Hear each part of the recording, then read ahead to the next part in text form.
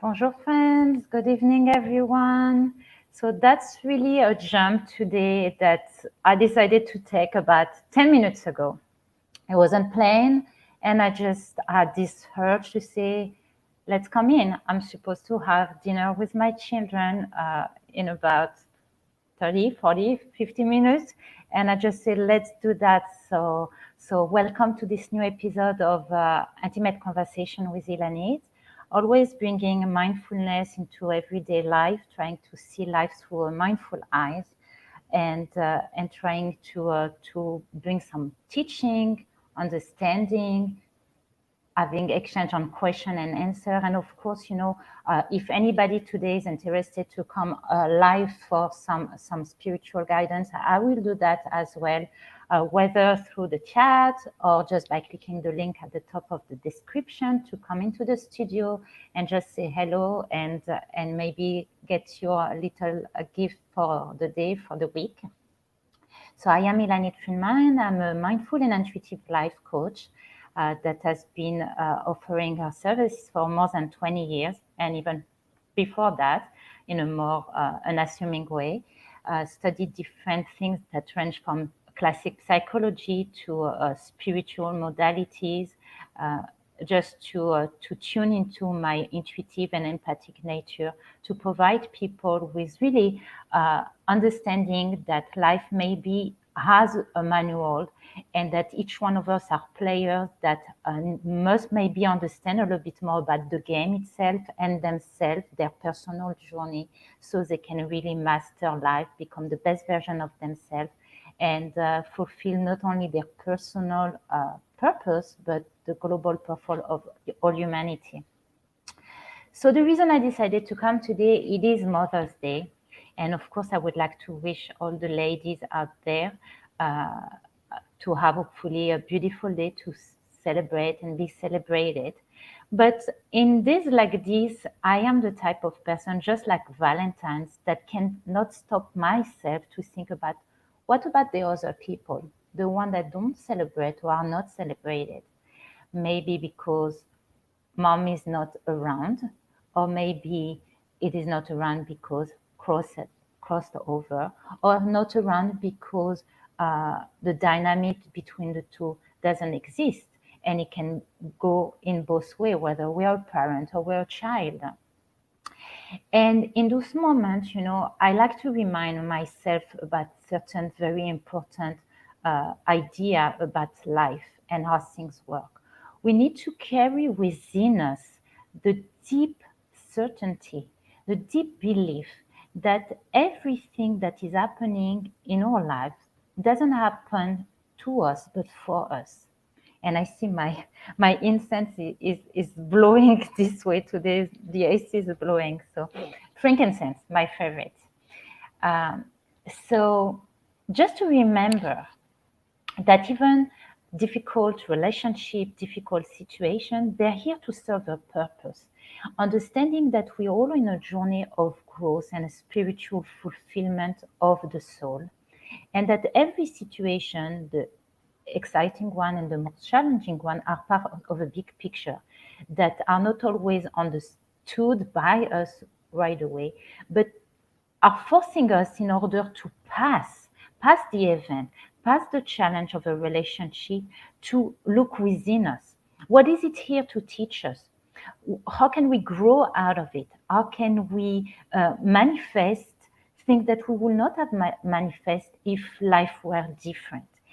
And really is to understand that some are having certain experiences and some have complete other experiences in the same field, and therefore I just feel that it be important to remember people that have different experience, and just to reinforce the positive view of what life is, to understand that is all here to serve this biggest purpose, and everyone shows uh, a time, a place, a surrounding, experiences that will provide the best opportunities for them to become the master creator of their destiny. Okay, so just to remember that, and therefore to have this attitude of being able to know our past, to know the situation, but let go of them. Most of us, we process things in a way that eventually might deserve us in the long run. Maybe we had experiences or dynamic in relationship that have been suppressed, or that we try to run away from different ways, and eventually they kind of bite us back because this emotion stays with us and make us act differently because we are reactive even if we don't know it.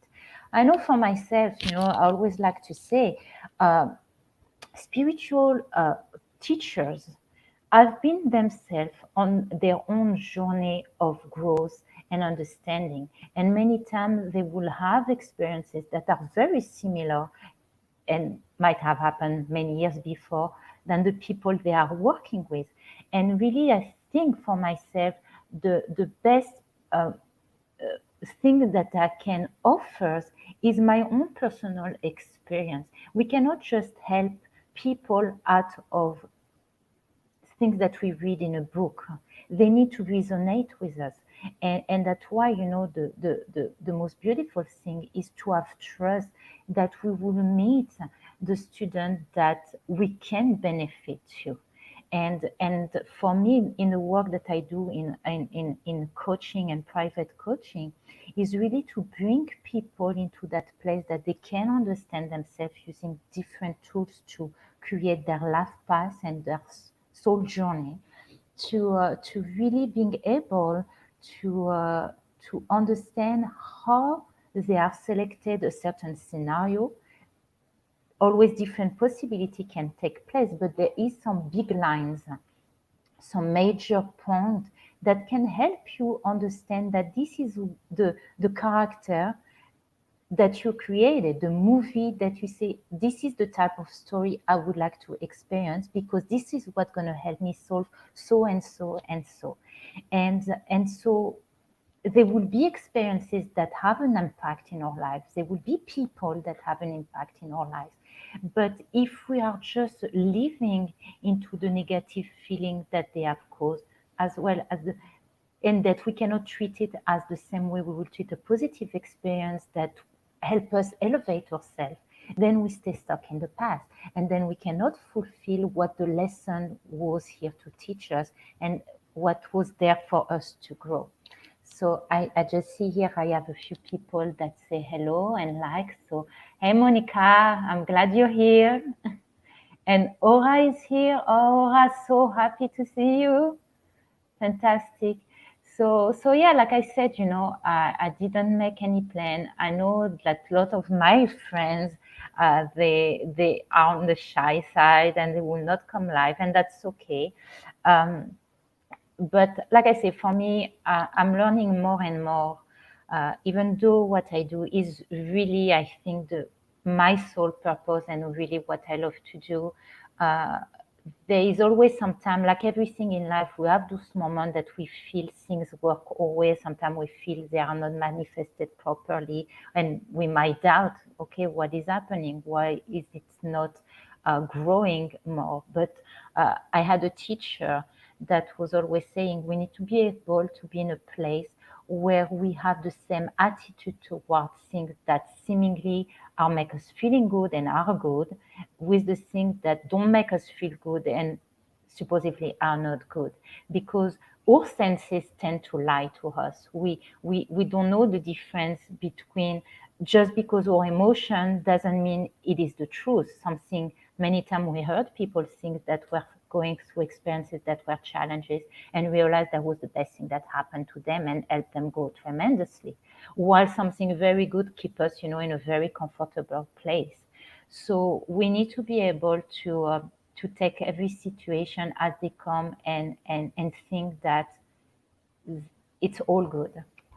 So as much I would love to have people coming more often live, or even we've been doing a lot of messages, I realize the energy that I put out there, and this is something you need to realize for yourself as well. What we put out there never disappear and will continue to have ripple effect into the world and come back to us maybe in different forms, but to have the certainty that light will always come back.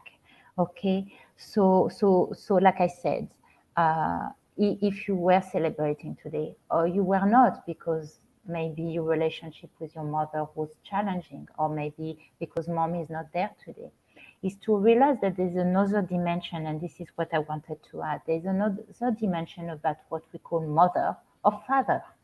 Those are, of course, people in our lives, and that they were the reason that why we're here. But there's also the energy of mother and father. Okay, is what we talk about, the female aspect and the masculine aspect of God.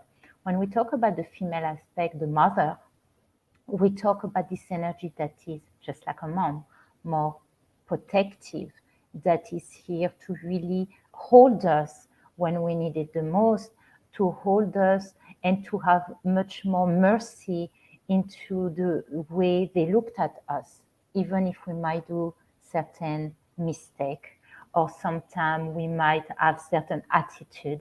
Is always looking at us in a way that is loving, because just like a mother that has the beautiful trait of a mother, there will be always love, even if sometimes the children go through phases and don't appreciate all that we give and all we want to give. And but like I said, there is this energy in mother in the Judaism.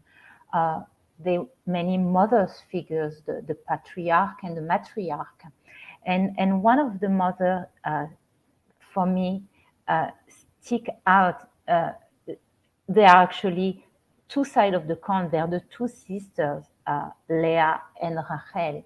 Leah was always the one that seemingly was in the shadows of her sister, that she was not as loved.